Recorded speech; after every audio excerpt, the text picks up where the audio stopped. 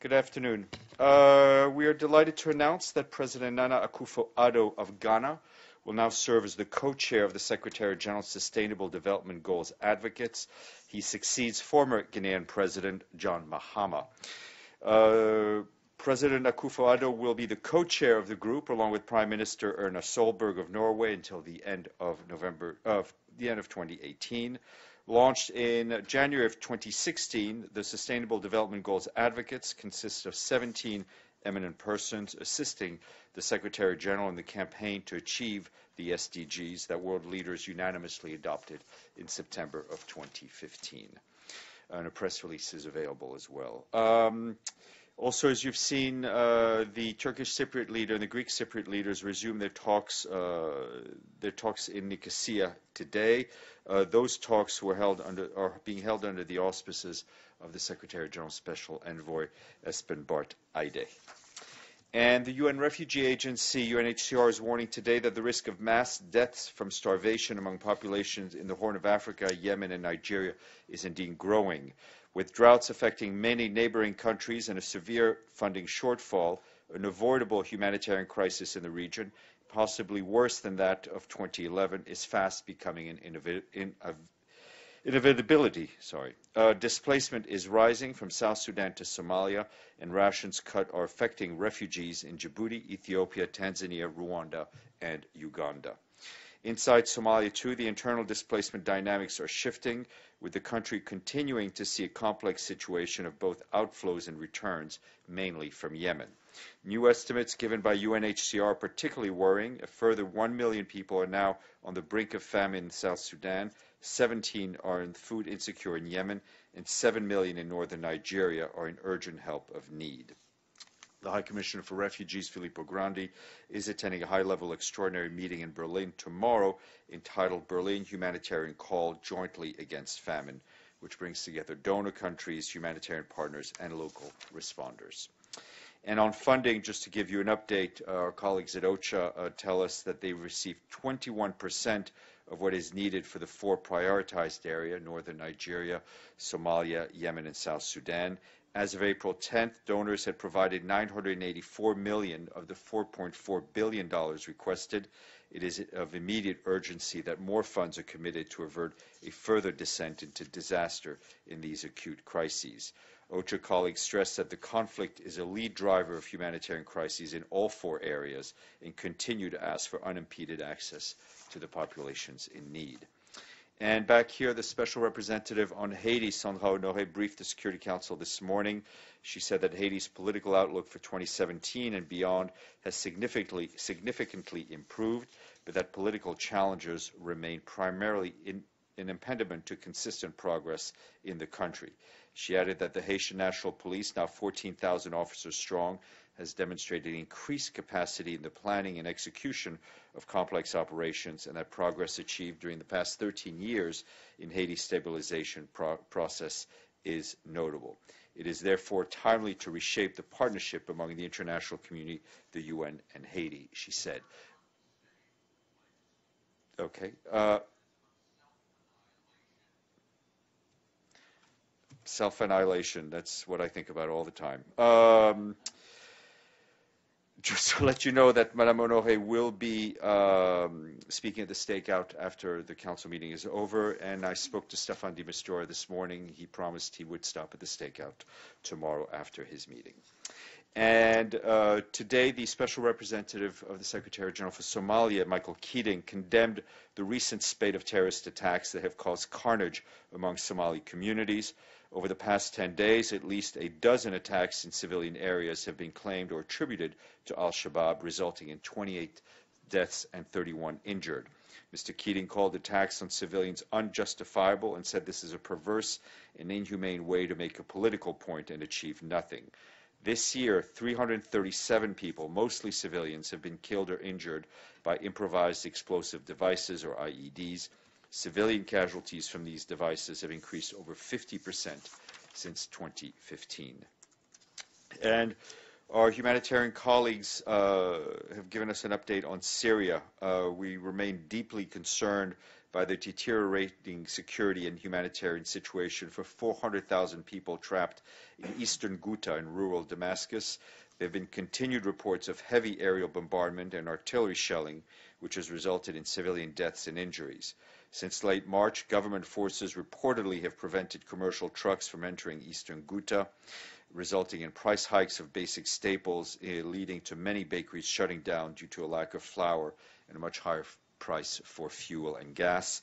It's critical that we and our partners be given access to the area before the conditions deteriorate further. The last UN humanitarian delivery to any of the besieged areas of eastern Ghouta was nearly 6 months ago in October of last year, with other areas not have been accessed since last June. We also remind all parties of their obligations to protect civilians and civilian infrastructure as required by international humanitarian and human rights law. And our colleagues at the UN mission in Colombia announced today that it is virtually finished the registration and identification of all armaments of the FARC has in its camps.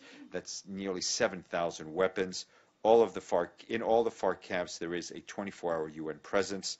More than 100 days after the implementation of the ceasefire between the government and the FARC, cessation of hostilities is solid thanks to the firm commitment of the parties. And the International Organization for Migration today warned that hundreds of migrants are being held in slave market conditions in North Africa. Describing the situation as dire, the agency reported that hundreds of sub-Saharan migrants bound for Libya are being sold and bought by Libyans with the support of Ghanaians and Nigerians who work for them. Over the past week, the agency has also learned of several cases in which migrants have been kidnapped in exchange for ransom. The agency is raising awareness across Africa of these dangers by highlighting testimonies from migrants on local radio stations and social media. Masood, were you stretching or raising your arm? Okay, go ahead. Go ahead. Go ahead. Thank you, Stéphane. In view of the increasing tensions between the United States and Russia, and that today Mr. Vladimir Putin particularly asked that United Nations, investigate the charge that Syrian president used this nerve gas. Is the United Nations going to be doing any of the investigations, or is the investigation begun? Where does it stand? As you know, a couple of things. First of all, I think there are issues, texts related to this in front of the Security Council, which the Council is discussing. So that's one. On the other hand, the fact-finding mission of the OPCW began looking into the incidents, the horrific incidents that we saw. They are going on their work. The way this works is that once they're able to confirm that there have been the use of chemical weapons, then the joint UN OPCW joint investigative mechanism kicks in. But right now we're still in early days. Stefano. Basically what you're saying, Stefano, until you get the authorization from Security Council, and that cannot start, or when a member state like Russia asks for it? No, that's not what I said. What I said was that the OPCW's fact-finding mission is currently in the process of gathering and analyzing information. In accordance with Standing Security Council Resolutions 2235 and 2319, the Joint Investigative Mechanism is mandated to investigate incidents where the OPCW fact-finding missions determines or have determined that toxic chemicals have been used in weapons in Syria. Stefano. Can I just ask a follow-up on that? Because it's still not clear. Are you saying that the Security Council does not have to specifically authorize, so long as Jim's mandate remains, which I believe is until November, does not have to specifically authorize a follow-up investigation for attributing responsibility if the initial fact-finding mission determines that there was a chemical the Jim, as far as I understand it, the Jim mandate still stands, and basically that the fact-finding mission has to find that a toxic chemical, a chemical weapon has been used. The GIM does not determine whether a toxic chemical has been used or what type, but instead its role is to identify the perpetrators. The Security Council, as we all know, and what I've read in the press, has also texts and issues in front of it. But what I'm stating to is what the procedures are in place regarding the OPCW and the GIM. Stefano. Thank you, Stéphane. Well, I understand that Syria is always at the center, and we saw what happened when we saw those images of those children dying. But what you just say is that millions of people, so I guess hundreds thousands of children, are in danger of dying of starvation. That's what the UN news system is telling us. You've been telling us for 2 months. I think we saw the Secretary General in person coming here and doing a press conference. Now it's been about more than 2 months. So my question is, we saw what happened if an image on television shows people dying, and there is a lot of reaction. Why? I mean, are you satisfied with the reaction that the Secretary General had so far with the issue of people in danger of starving or there is something that has to happen, and what should happen to make this help coming more? And my question also is that the Secretary General, on the beginning of his mandate, talked about prevention, crisis prevention. That is the most important thing for him. And he explained to us here that he was doing this press conference not because the people was dying in them day, but because, it was part of this prevention. So, again, what he has to do to make the world listen? Listen, what we have to do to make the world listen is not only incumbent on us in the Secretariat, it's incumbent on the media, it's incumbent on civil society, it's incumbent on all of us who have a voice and who need to talk about these things. As you just heard, I said the joint appeal of over $4 billion is only 21% funded. We're obviously extremely grateful for those who have contributed. We hope others will do as well. And I think as the Secretary General said, as others have said, we're trying to invest and prevent a famine, which would be obviously that much more horrendous for the people already suffering, but would also demand a lot more money in order to bring support to those in need. The Secretary General will continue to talk about these things. As you saw, he traveled to Somalia to try to grab the world's attention.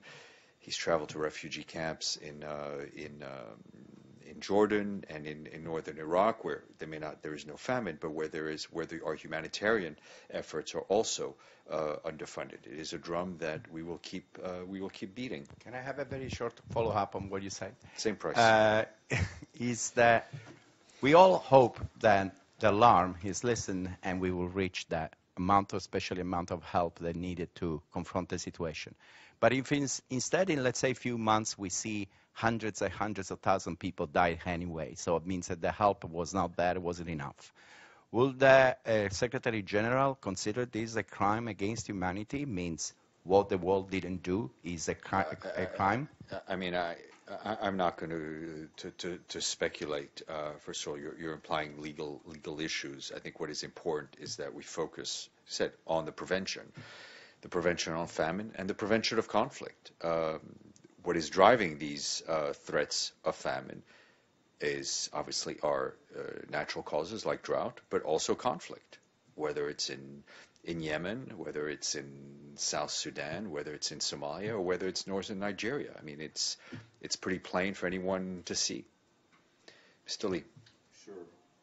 I wanted to ask you what I was going to try to ask you yesterday about Burundi, but now that you've mentioned Ghana, I wanted to ask you, do you have any comment on the raid on the circuit court in that country by the government ruling party affiliated Delta Force? And this seems to be a pretty big thing, and is it in any way, did it come up in any way in the review of the announcement that you made at the beginning of the press conference about Ghana?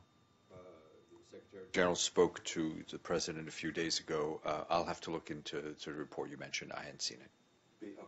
People, human I'm rights sure. groups all over I the world have have no said- doubt. There's, I Right. just, mea culpa, I haven't seen Okay. it. So I wanted to ask, on Burundi, what I wanted to ask you is, I'd asked previously about this recorded song of the government militia singing that they're to impregnate opposition women. Now the president of the Senate, Reverien Ndukuriu, has said that, has praised the quiet disappearance of opponents in a region called Nyanza Lak. So again, people, I know that the UN has previously said there's a risk of genocide. That's why I guess I'm asking you, like, who in the UN system is monitoring these incidents that are becoming, I mean, they're reported all over the region. Is the UN doing anything about them? Have We're they obviously communicated with the president of the concerned Senate? at what we've seen in terms of the increased use of rhetoric and hate rhetoric, whether it's the Human Rights Office, whether it's DPA or the Office of the Envoy. We're all monitoring the situation. And it's communicated, in this case, it's by an elected official, the president of the Senate. Does anyone in the UN system communicate? I'm not aware of that has happened. Yes, ma'am, and then Mr. Abedi. You need to turn on your microphone, please. Okay.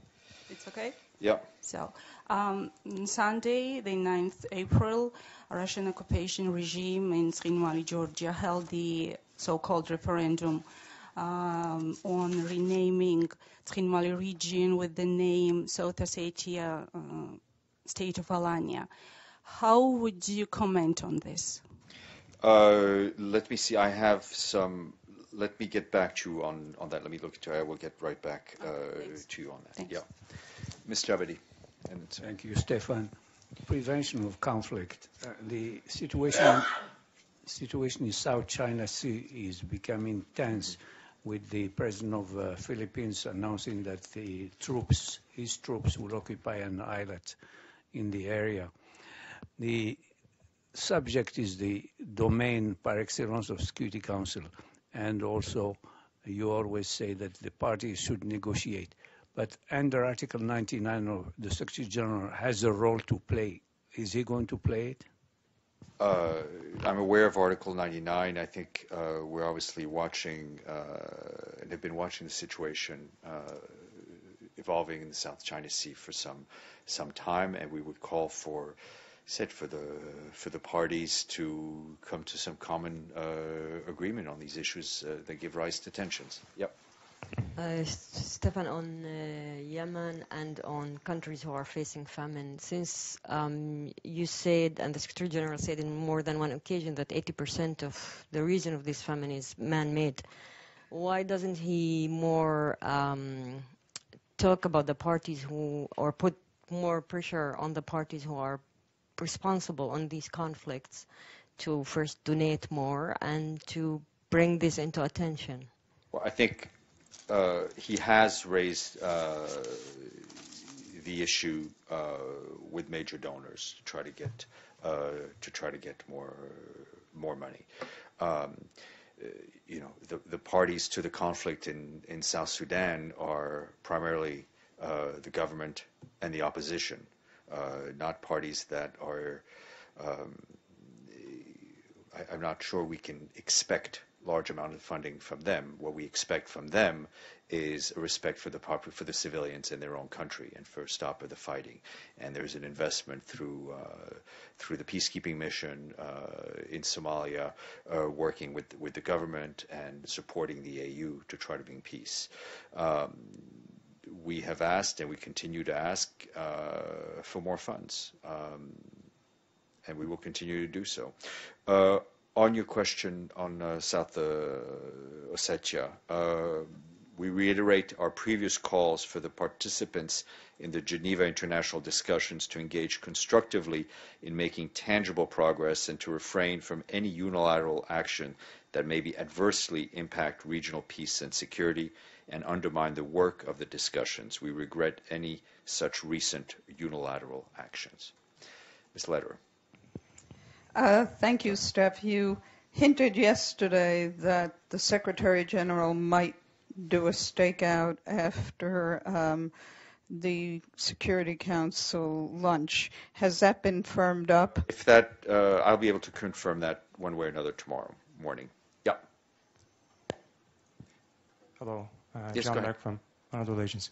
I just wanted to ask about what is the the level of relationship or cooperation between the World Health Organization and the OPCW? Because the WHO has already put out a report suggesting that preliminary results of their analysis show, use of a nerve agent in the affected area in Khan Shaykhun, Idlib, and Turkish authorities, in collaboration with the WHO experts, they've also confirmed, corroborated those findings. So, what is the level of... The OPCW has to make a determination. I have no doubt they're in touch with the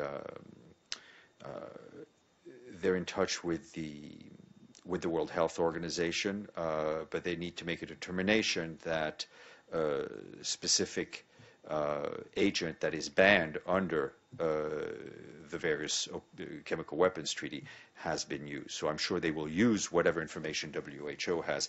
But in order to, the fact-finding mission is led by the OPCW, and they will then, if they do, that will then trigger the joint investigative mechanism. Okay, follow up. The civilian casualties have recently, in conflict areas, have recently become even more prominent. And even before this chemical attack, there were reports of a U.S. strike in Iraq that apparently hit a hospital and killed over 100 people. And the U.S. was in the process of looking into whether, they had a role. And even some top U.S. officials have conceded that they had. And then this chemical attack happens and scores die.